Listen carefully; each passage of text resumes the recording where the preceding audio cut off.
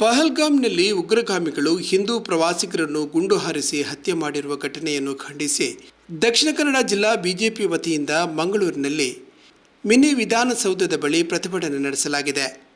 ಸಂಸದ ಕ್ಯಾಪ್ಟನ್ ಬ್ರಿಜೇಶ್ ಚೌಟ ಮಾತನಾಡಿ, ನವಭಾರತದ ಪ್ರಗತಿಯನ್ನು ಸಹಿಸದ ಜಿಹಾದಿ ಶಕ್ತಿಗಳು ದೇಶವನ್ನು ಅಸ್ಥಿರಗೊಳಿಸಲು ಮಾಡಿದ ಕೃತ್ಯ ಇದು ಸಮಸ್ತ ಹಿಂದೂ ಸಮಾಜ ನಮ್ಮ ಅಸ್ಮಿತೆ ಮತ್ತು ಸಂಸ್ಕೃತಿಯ ಮೇಲೆ ಮಾಡಿದ ದಾಳಿ ಎಂದು ಖಂಡಿಸಿದ್ದಾರೆ.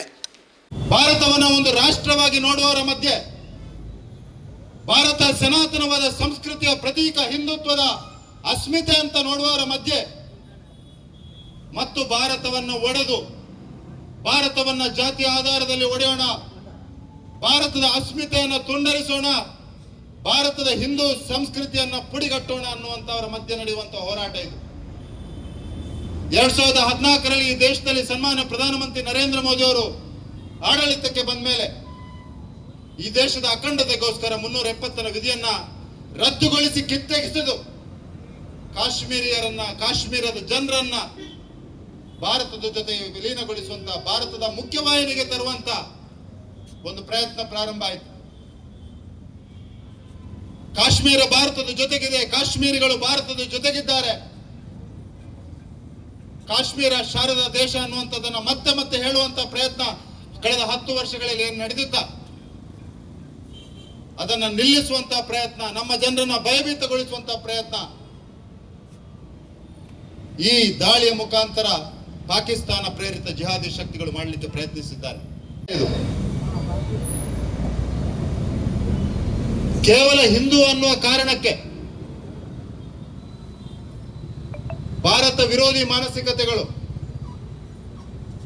ಜಿಹಾದಿ ಮಾನಸಿಕತೆಗಳು ಇಡೀ ದೇಶದಲ್ಲಿ ಭಯವನ್ನ ಹುಟ್ಟಿಸಬೇಕು, ಹಿಂದೂ ಸಮಾಜವನ್ನ ಅಸ್ಥಿರಗೊಳಿಸಬೇಕು.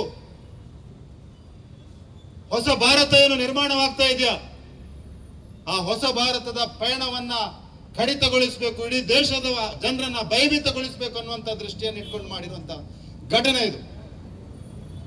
ನಾನು ಈ ಸಂದರ್ಭದಲ್ಲಿ ಕಾಶ್ಮೀರದಲ್ಲಿ ಉಗ್ರರ ದಾಳಿಗೆ, ಜಿಹಾದಿಗಳ ದಾಳಿಗೆ, ಪಾಕಿಸ್ತಾನ ಪ್ರೇರಿತ ಜಿಹಾದಿಗಳ ದಾಳಿಗೆ ಬಲಿಯಾದಂತ ಆ ಎಲ್ಲ ಹಿಂದೂ ಬಂಧುಗಳ ಆತ್ಮಕ್ಕೆ ಶಾಂತಿಯನ್ನ ಕೊಡ್ತೇನೆ, ಅವರ ಕುಟುಂಬಕ್ಕೆ ಶಕ್ತಿಯನ್ನ ಆ ಭಗವಂತ ನೀಡಲಿ, ನಾವೆಲ್ಲ ನಿಮ್ ಜೊತೆಗೆ ಇದ್ದೇವೆ ಅನ್ನುವಂತ ಮಾತನ್ನ ಈ ಪ್ರತಿಭಟನಾ ಸಭೆಯಿಂದ ಹೇಳಲಿಕ್ಕೆ ಬಯಸ್ತಾ ಇದ್ದೇನೆ.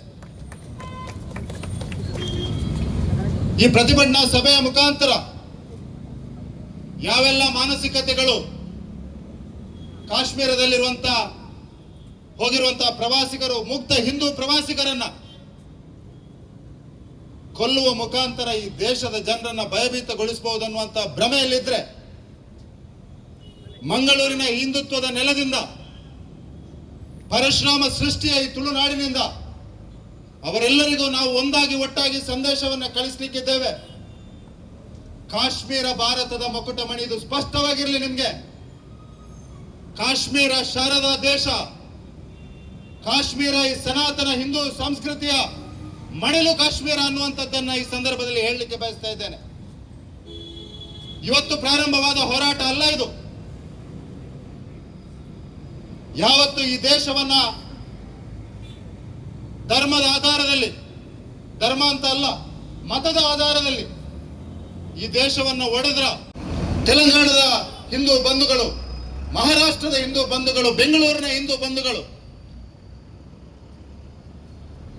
ಅವರ ಮೇಲೆ ಕೇವಲ ಹಿಂದೂ ಅನ್ನುವ ಕಾರಣಕ್ಕೆ ಅದನ್ನ ಜಗತ್ತಿಗೆ ತೋರಿಸಬೇಕು, ಅದನ್ನ ಹಿಂದೂಗಳಿಗೆ ತೋರಿಸಬೇಕು, ಅದನ್ನು ಹೊಸ ಭಾರತವನ್ನ ಕಲ್ಪಿಸ್ತಾ ಇರುವಂತ ನಮ್ಮ ಹಿಂದೂ ಮಕ್ಕಳನ್ನ ಭಯಭೀತರಗೊಳಿಸಬೇಕು ಅನ್ನುವಂತ ಕಾರಣಕ್ಕೆ ಈ ಹೋರಾಟವನ್ನು ಮಾಡಿದ್ದಾರೆ, ಈ ದಾಳಿಯನ್ನು ಮಾಡಿದ್ದಾರೆ ಅನ್ನುವಂಥದ್ದನ್ನ ನಾವೆಲ್ಲರೂ ಅರ್ಥ ಮಾಡಿಕೊಳ್ಬೇಕು.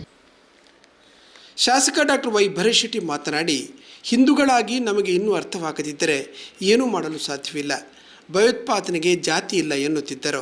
ಆದರೆ ಈ ಘಟನೆ ಅದನ್ನು ಸುಳ್ಳಾಗಿಸಿದೆ. ನಾವೆಲ್ಲ ಹಿಂದೂಗಳು ಒಗ್ಗಟ್ಟಾಗಿ ಶಕ್ತಿ ತೋರಿಸೋಣ ಎಂದರು. ಇಲ್ಲಿರುವಂತಹ ಪತ್ರಕರ್ತರ ಮಿತ್ರ ಯಾರಿದ್ದಾರೆ, ನ್ಯೂಸ್ ಎದೆ ಮುಟ್ಟಿ ನೋಡ್ಕೊಳ್ಳಿ.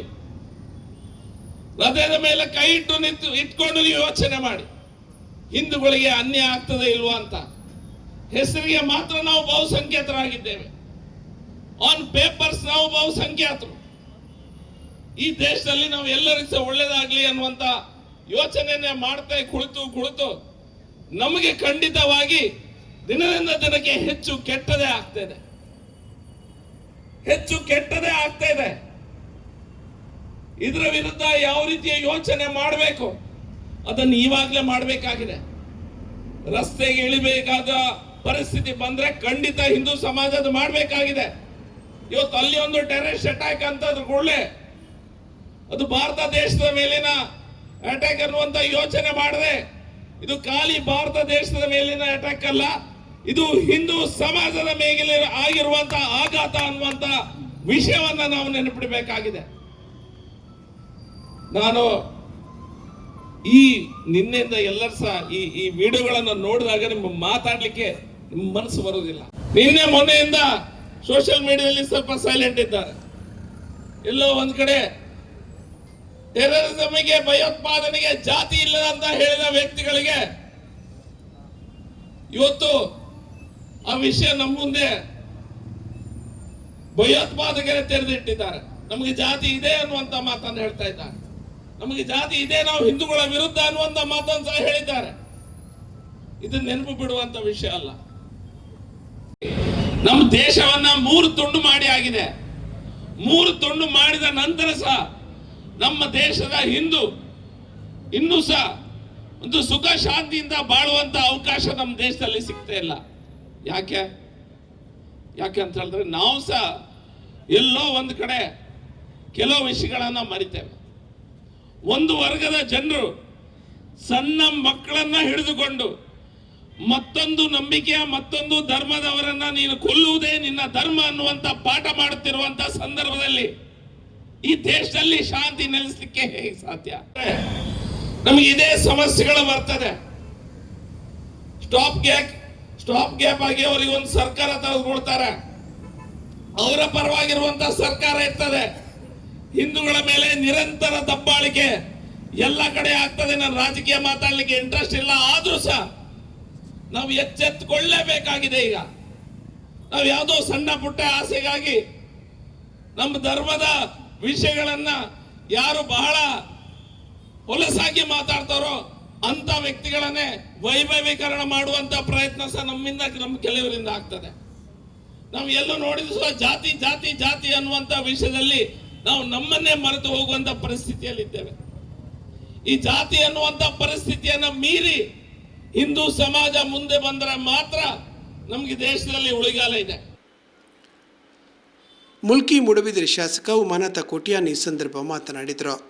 ವಿಧಾನ ಪರಿಷತ್ ಸದಸ್ಯರಾದ ಪ್ರತಾಪ್ ಸಿಂಗ್ ನಾಯ್ಕ್, ಮಾಜಿ ಸಚಿವ ಬಿ ನಾಗರಾಜ ಶೆಟ್ಟಿ, ವಿಧಾನ ಪರಿಷತ್ ಮಾಜಿ ಸದಸ್ಯರಾದ ಕ್ಯಾಪ್ಟನ್ ಗಣೇಶ್ ಕಾರ್ನಿಕ್, ಮೋನಪ್ಪ ಭಂಡಾರಿ, ಮುಖಂಡರಾದ ಸಂಜಯ್ ಪ್ರಭು, ರವಿಶಂಕರ್ ಬಿಚಾರ್, ನಿತಿನ್ ಕುಮಾರ್, ನಂದನ್ ಮಲ್ಯ, ರಮೇಶ್ ಕಂಡೆಟ್ಟು, ರಾಜೇಶ್ ಕೊಟ್ಟಾರಿ ಮೊದಲಾದವರಿದ್ದರು.